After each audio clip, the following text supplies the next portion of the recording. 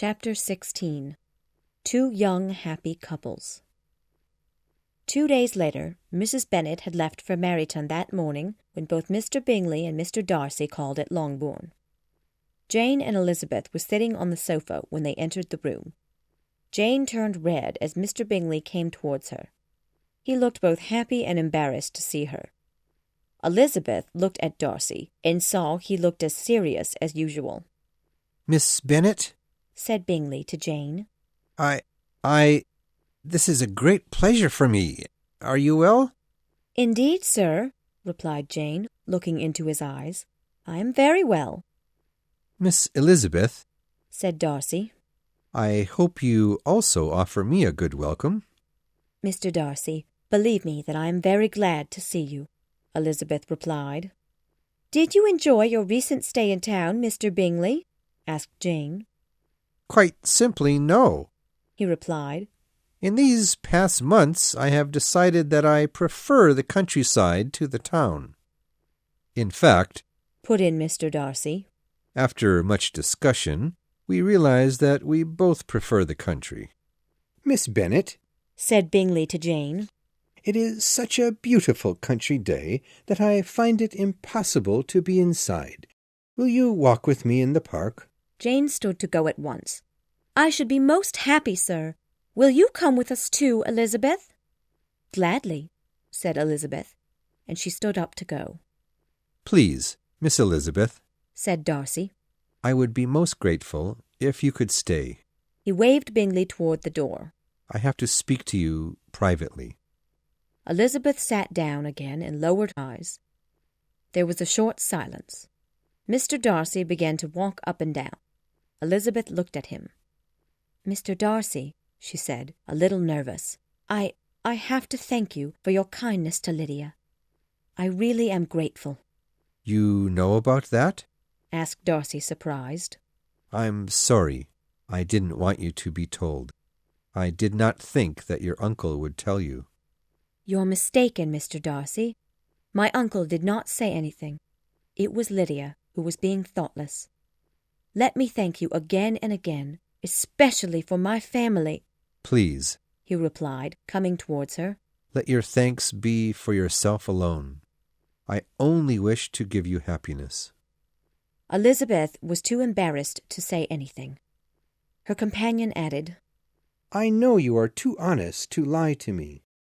Are your feelings still the same as they were last April?" Elizabeth shook her head. "No, since that time, my feelings have completely changed," she said. He took her hands and made her stand. Seeing that he felt great delight, Elizabeth knew that she, too, was full of happiness. "My feelings and wishes have not changed," he said quietly. "Elizabeth, will you marry me?" "Oh, yes," she cried. "Can you forgive me for hurting you?" "There is nothing to forgive," he replied. "I was taught a lesson. You properly humbled me." "I'm sure you hated me after that evening." "Hated you? It's true I was angry at first, but my anger soon made me see that my decision to stop Bingley's marriage was wrong. Before we left London, I told him that I was wrong in believing that your sister had no feelings for him. I told him that she had been in town all last winter, and that I had known it, but purposely kept it from him. He was very angry with me. I convinced him that your sister still had feelings for him, which made him less angry with me. He has forgiven me now." Elizabeth was just about to say that Mr. Bingley was a most delightful friend when the door opened and Jane entered. "Elizabeth," she cried happily, "my dearest Lizzie, I am now the happiest creature in the world. Charles has asked me to marry him. We are engaged." They hugged each other warmly. "Jane, I know you will be very happy." "Miss Bennet, I too am sure you two will find great happiness together," said Darcy. "But where is Charles?" "He has already gone into the library to speak with my father." "In the library? Good. I must also ask for Mr. Bennet's permission and best wishes." Jane was amazed as she watched Darcy leave towards the library. She looked at Elizabeth wide-eyed. Elizabeth only smiled and nodded. "We two are engaged," she said. "I am also the happiest creature in the world." "Are you joking, Lizzie? This cannot be. It's impossible." "Oh, this is a bit of a sad beginning, isn't it?" replied Elizabeth, still smiling. "I'm sure nobody else will believe me if you do not. I speak the truth when I say that he loves me and we are engaged to be married." Jane still looked at her as if she did not believe her. "Can it really be true? My dear Lizzie, then I congratulate you. But are you certain that you will be happy together?" "It is already agreed between us that we are to be the happiest couple in the world." "Oh, Lizzie!" cried Jane, holding her sister. "Nothing could give either Bingley or me more delight than this news. It was Mr. Darcy who brought Charles back here.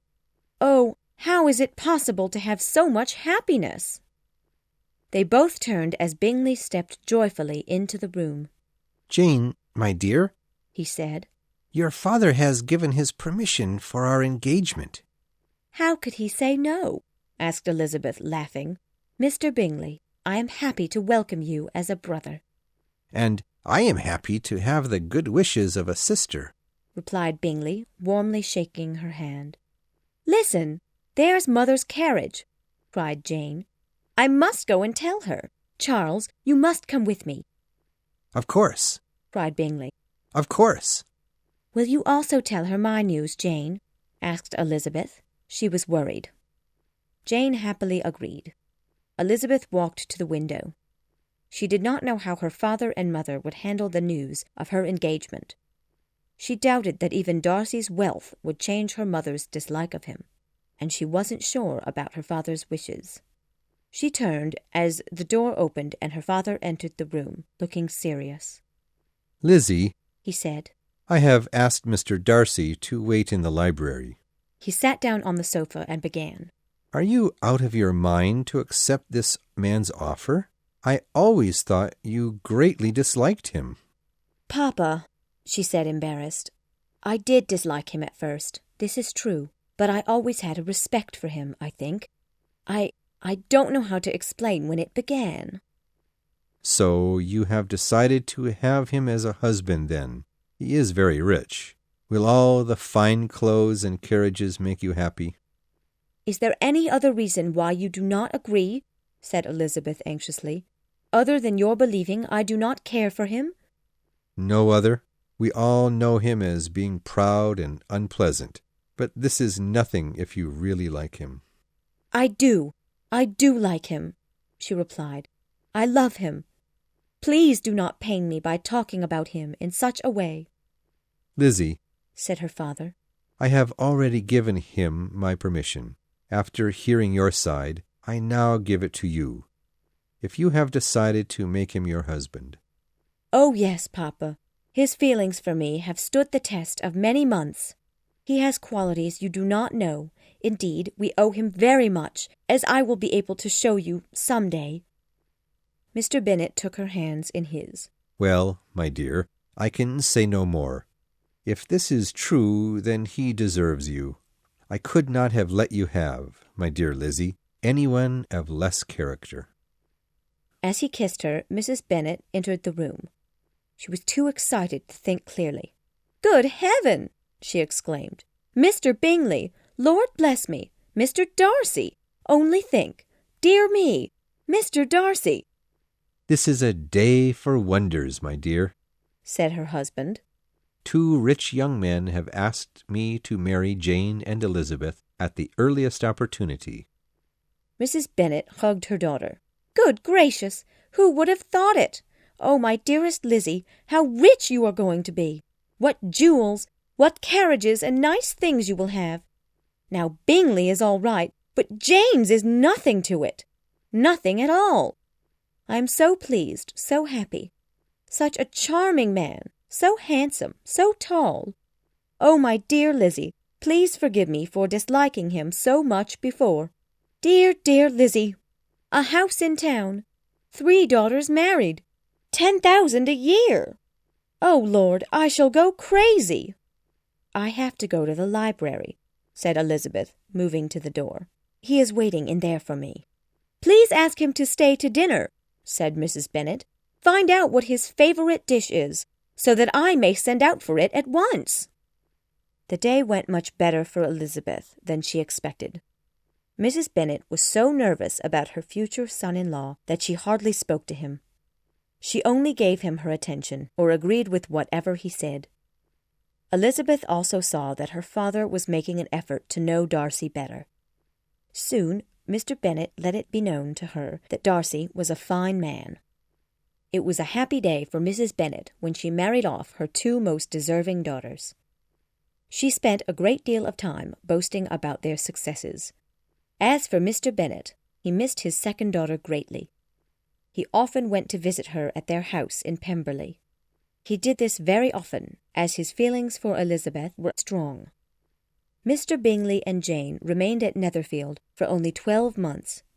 Despite Bingley's easy character and caring heart, it was too difficult to live so close to Jane's mother.